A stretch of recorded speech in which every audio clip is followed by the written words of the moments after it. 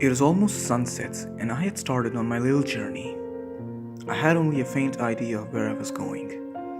I don't know why, but it's a habit of mine to just deviate from my original path and take a longer route. I was into adventure, and since my life has been so boring since I moved into this town, I thought, why not? Why not, right? I do not regret the events that followed because they did teach me an important lesson. But whatever happened next has me scarred for life. There was a turning in the road, and this path started with a huge tree fallen near it. I immediately knew that this was it. The road the townsfolk claimed was haunted. I know what you're thinking. This is a bit of a cliche, but bear with me. I took the path.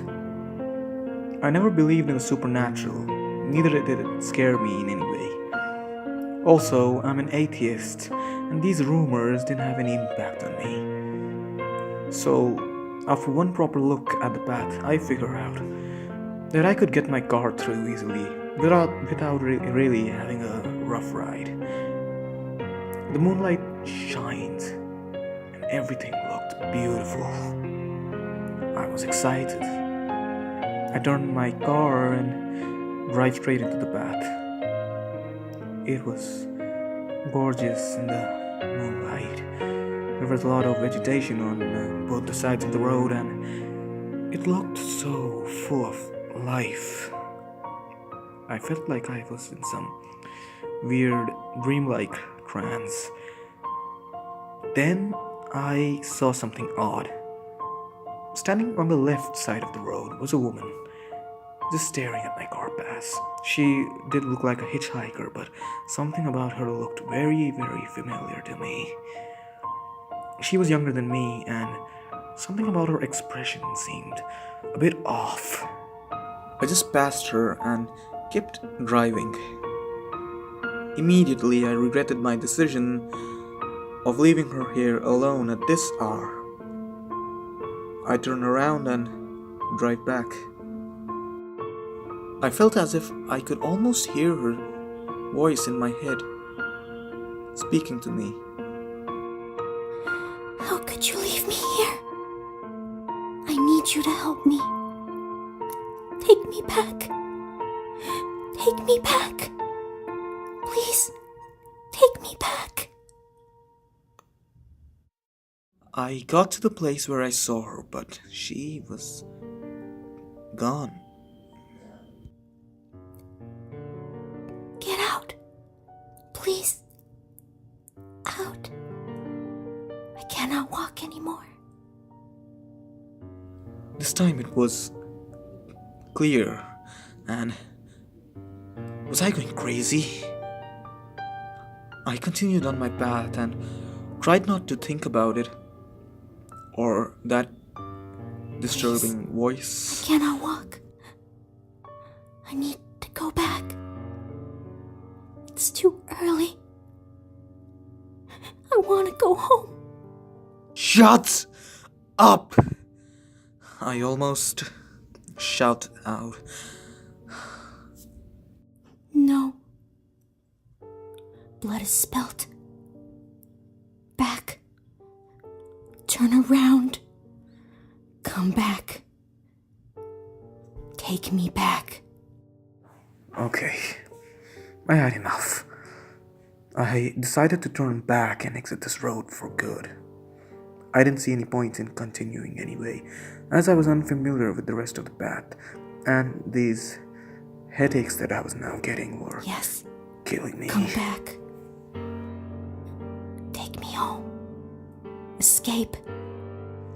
This almost felt like a whisper to my ear, rather than a voice inside my head. On the way back, I saw that the same woman stood there, on the same spot I saw her. I stopped the car next to her.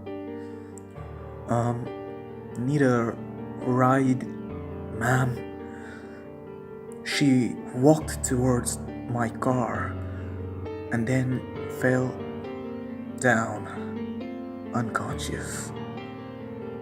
She was wearing this black robe in such a cold weather. Being the nice guy I was, I take off my jacket and I put it around her. Then I started to get this very hateful feeling, like I wanted to hurt someone. In my head, I felt another woman's voice Kill. repeatedly. So, under the assumption that the girl was drugged or something, I put her in my car and drive. I swear, to this day, I saw people emerge from both sides of the road. As I drove, they ran behind my car. I heard a sound as if they were all crying, wailing or screaming or something. My heartbeat kept getting louder and louder. I Escape almost hit now! one of We must them hurry! with the car. We must run! I felt like she was just speaking to me, even though she was unconscious. But then, I don't know how, but the car slowed down and stopped. And they reached my car. I saw their faces twisted and distorted. I glanced at the woman sitting behind, worried that she might be one of them, but she wasn't. Then I heard a loud horn play, and all these people, they went back to the source of the noise. And there in the distance I saw the source. It was a 6 feet tall figure, just standing, looking at me. As the people crowded him, I kept driving as my body pumped adrenaline. And then I asked her, "Oh my god, are you okay?" I asked, shaking. She opened her eyes, revealing her black, mysterious eyes, as she said, We must hurry before the sun comes, or we'll be here for eternity. I ignore her and keep driving. I reach the hospital and I stop the car. Okay, now, we're at the hospital.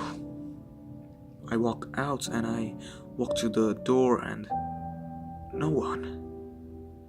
I open the door, the back door of my car, and there is no one there. Only a note written on the back seats with red liquid, obviously blood. You were too late. Never come back. I couldn't sleep that night. I somehow managed to pass it off as a hallucination. The following day, I learned why she felt so familiar. She was a patient at the hospital I work at, and she was new and very, very sick. I found out that she passed away 10 minutes after I left the last time. Not that I was her doctor or anything, but I felt bad and guilty. but also a sense of fear. Since then, I have talked about this path with many people who told me their own stories. One of the stories I heard was about an old man crossing this path late at night. He claimed that he had gotten into hell and he was lucky to be alive. He came back on foot because he lost his car in there. I don't know how, but whatever. Just a couple of days ago, when it had been almost an year since the encounter, I was passing down the same road when I saw that turning leading to that path. Because it was broad daylight, I decided to take a ride through that way. And in there, on the same spot that I found that woman standing for the first time, I found my jacket ripped to shreds.